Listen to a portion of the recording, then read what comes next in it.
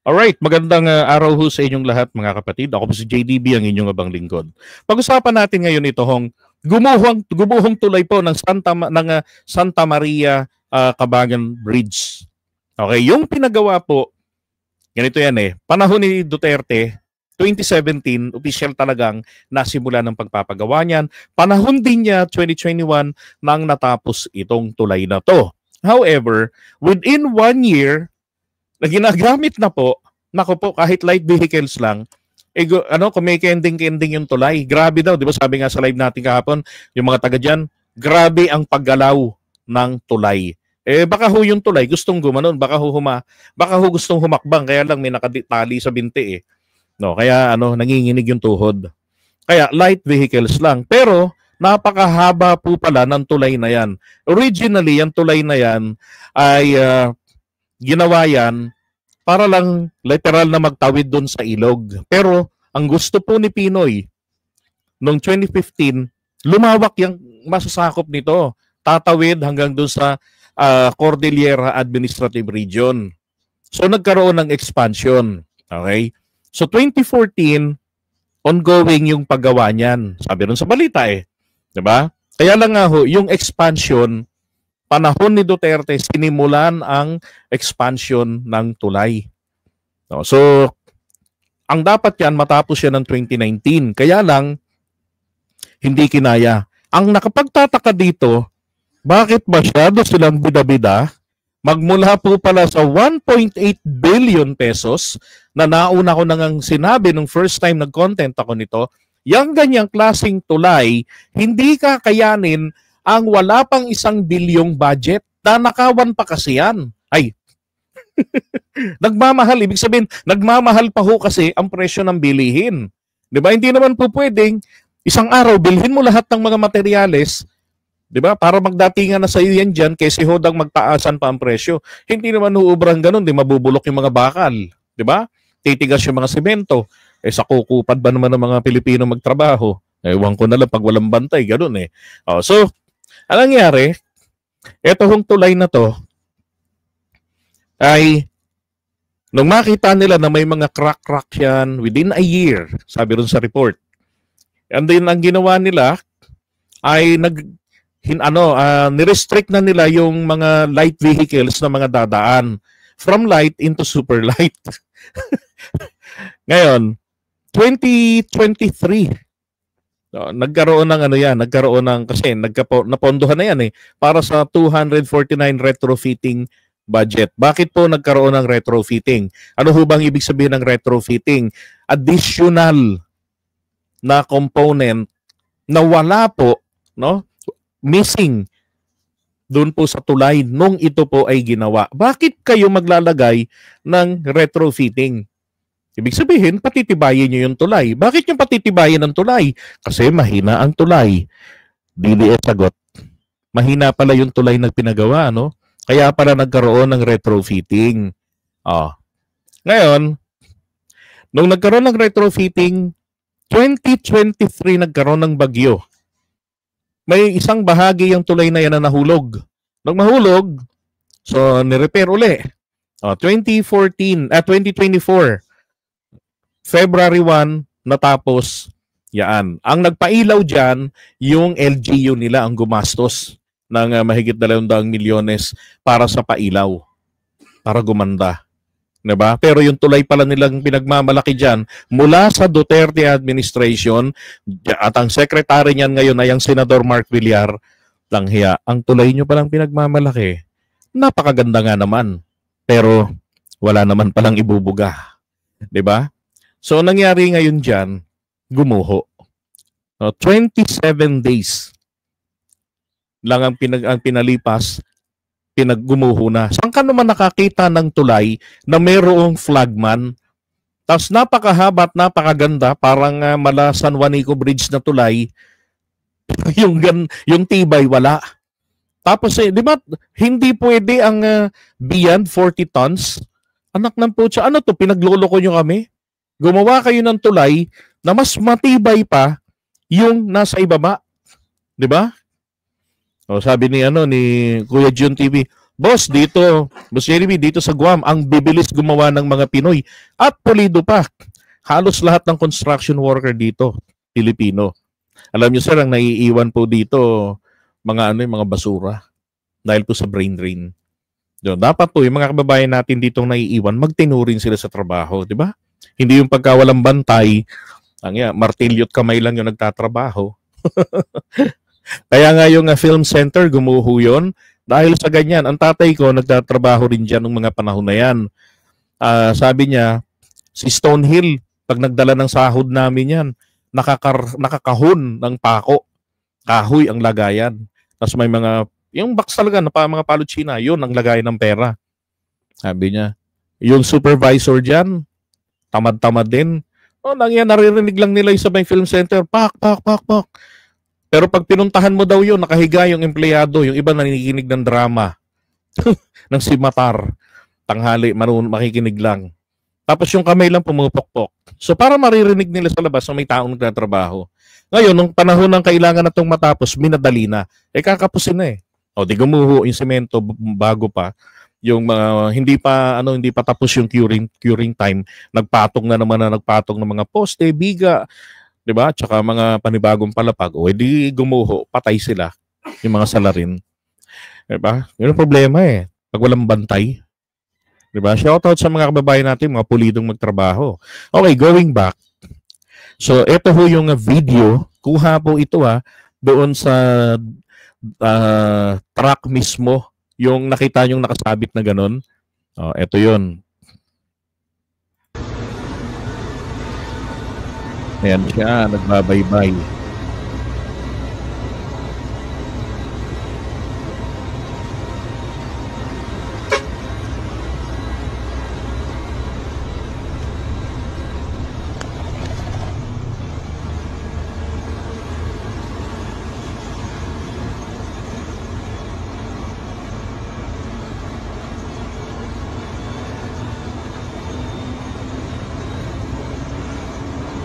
Para na, okay lang.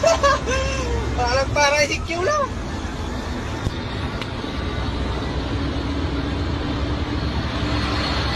Ayan na. Wala pa. Ito po siya, Siya yan. Camera niya yung nakakuha. Okay? Nagmakarang tayo.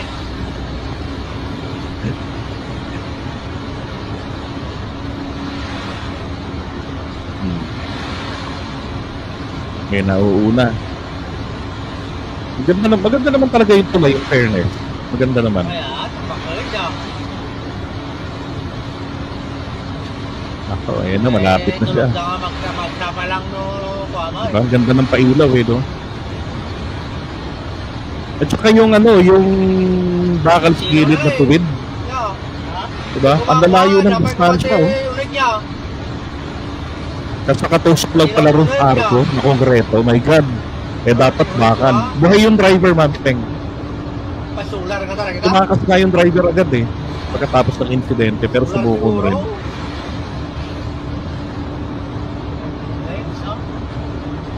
Naluot, maalang ka sular na sa ta. Gimana?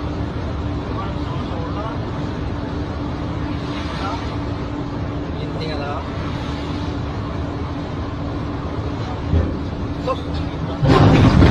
Ayun na. So, ito na ho yung ending niya. So, yan yun. Diba? Ano ngayon yung DPWH? Dahil sa pera walang hiya. Ayun, sakto. Diba? So, yan na yun. Yung truck. Konti na lang, Diba? Sasampa na sana siya.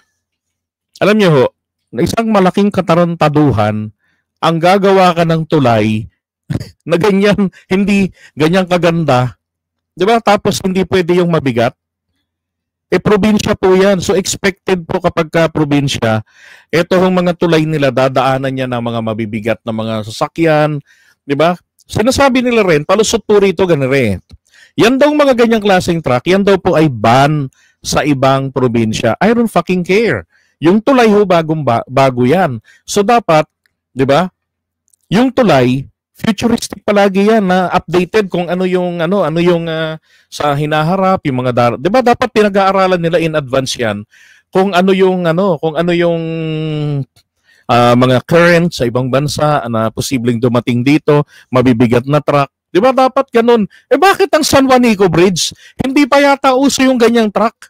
'Di ba hanggang ngayon nadadaanan ng kahit na sino. Maliwanag lamang po talagang katarantaduhang ginawa rito.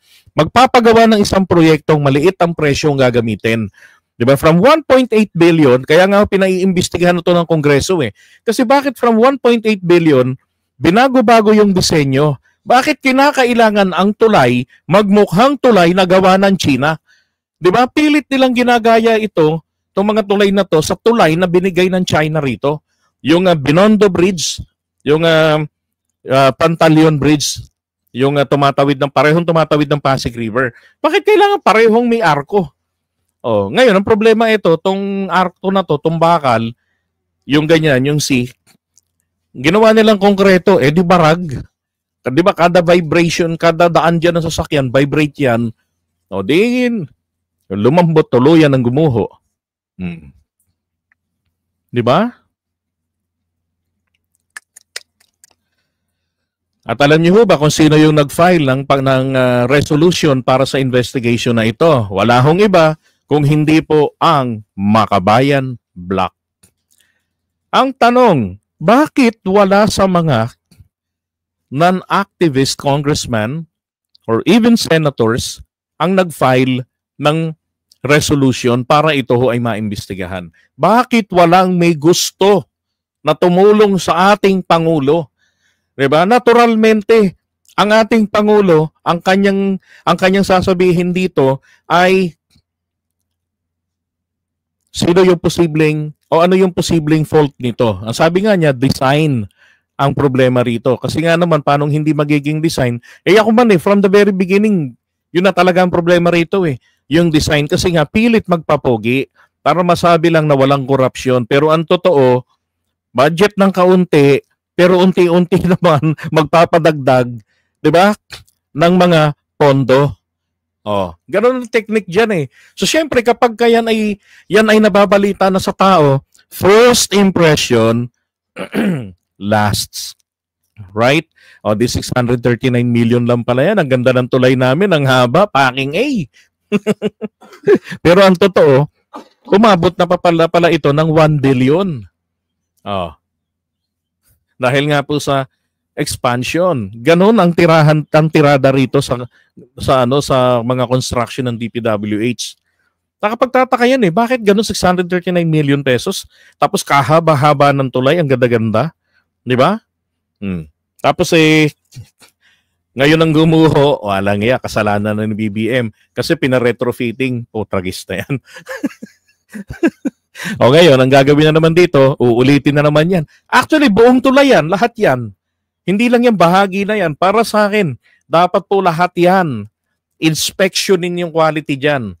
Tignang maigi yan. Kung kinakailangang tuluyan ng gibain yung mga yan, pwede naman kasing gibain yung nasa ibabaw, itira yung poste. Diba? And then yung nandun sa may ilog, patibayin na lang yun. Kung paano gagawing remedyo doon. Trages, napakalaking basura ang ginawa nila. 'Di ba? Isipin mo, mas matibay pa yung tulay na luma sa ibaba. Kaya nga gumawa ng ganyang tulay para 24/7 kahit may bagyo, nakakadaloy, 'di ba? Ang kalakalan doon sa lugar nila. Bakit naman uso pa naman diyan ang quarry? Di natural dadaanan ng mabibigat yan. Bakit ganyan? 'Di ba? Pang-pato, pang-itek, pang-bibe, yun lang ang pwedeng dumaan. 'Di ba? Yari na naman ngayon, may pagwawalaan na naman ang mga DDS ngayon dahil etong tulay na to, nako, iimbestigahan. At si Mark natahimik lang, nako. Humarap kaya ito sa investigasyon? Botrages, kapansin-pansin na itong mga DDS, sinimulan ni Bato de la Rosa, 'di ba? Walang sense of accountability. Ayaw harapin yung mga patawag sa kanila. Dahil ang katuwiran, bakit? Mambabatas din naman ako. Mambabatas ka nga. Yung past na ginawa mo, 'di ba? May kailangan kang panagutan diyan. Sabi ni Inigo, 8 months ago, napanood ko sa vlog ni Mark Villar, pinagmamalaki niya yung tulay na gumuho. Ganon. Sana mag-vlog uli siya, no? Diba? Ano kaya sasabihin ngayon ni Mark Villar dito? Natawa tuloy si Miles Tan. Sabi ni Sir Carlos, ayaw ng Senado sa inquiry dahil sa camaraderie. Tropa-tropahan sila no? Diyan ho natin nakikita talaga na yung mga politiko natin na nakikiramdam who will be the next president, then we need to make friends. And for now, we have to be silent. Diba? Hindi mo na tayo magpapaimbestiga. Hayaan natin mamatay ang issue. Total, sabi naman ni PBBM, ipare-repair na lang natin, pagagawa na lang natin yan. Sabi niya, parang uulit na lang tayo sa simulan nito. Diba? So mawawala na yun. Wag na nating kalkalin pa kasi nakakahiya kay Mark Villar. Diba? Nakakahiya naman dito kina Bongo, kina Bato de la Rosa, diba? Pagka presidente na si Sara, baka gipitin tayo. Wala tayong pondo. Baka tayo na imbestigahan. Kaya tahimik yung mga senador natin. Ganun din yung mga ibang kongresista natin.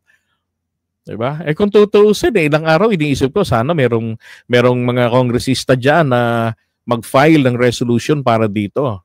Diba? Yung mga hindi na pagkikita, yung mga hindi mo maramdaman na kongresista pero outstanding congressman ang balita sa kanilang lugar.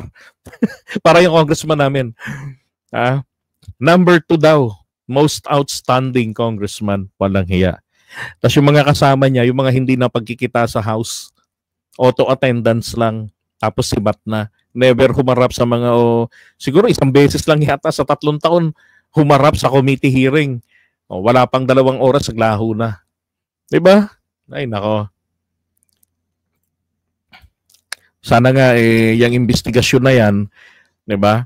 Ngayon, magkaroon din ng separate na investigation dito para malaman dito ano ba talaga yung nangyari. Kapag ka nalaman na sa investigasyon na ito may mga anomalyang nangyari, ibig sabihin, yung tulay, tama yung disenyo, yung specification, tama, pero yung materyales, sablay. So yung mga sangkot doon sa pagsablay, pag-substitute ng materyales, ito po yung mga dapat na managot. Diba? Kasi yung designer niyan, engineer yan engineer yung designer niyan. Siyempre gagawin niya kung ano yung maganda para hindi mapahamak yung kanyang titulo, para hindi magka-problema to. 'Di ba? Kasi titulo, yung lisensya niya ang madadamay ang madadali rito sa konting halaga. So siyempre, tignan ngayon dito bakit ito nagbago. Sinong nagpabago ng disenyo, 'di ba? Para makatipid, para magmukhang Chinese bridge. Puta kasi yan. Kasi ba't ba naman kasi kinakailangan yung mga tulay ng Pilipinas gawing mukhang China? Diba?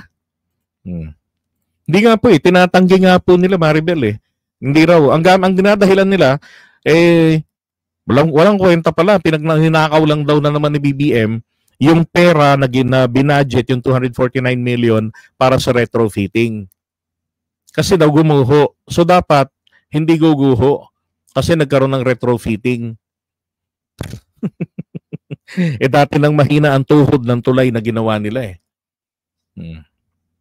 Diba? Engineer ba yung dumali?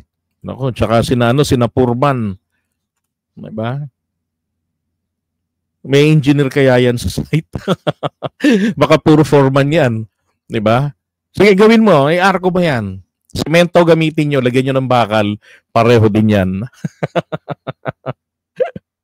Ay, nako. Babayan, grabe. Sobrang tinipid. Tapos pinagkupit-kupitan. Ay, nako. Iwanan na nga natin to. Abangan na lang natin to sa hearing. Another very exciting hearing na naman yan dyan sa House of Representatives. Di ba? Ang galing nila, kahit na naka-recess sila, nagpa-function pa rin sila. Mag-iimbestiga pa rin sila. Di ba? Hindi katulad dun sa Senado, talagang kailangan nila na magbakasyon ng tuluyan. Diba? Pilayin yung buong dahil yung iba nangangampanya, Sus Mariosep, ayaw harapin yung auto-activated na impeachment court.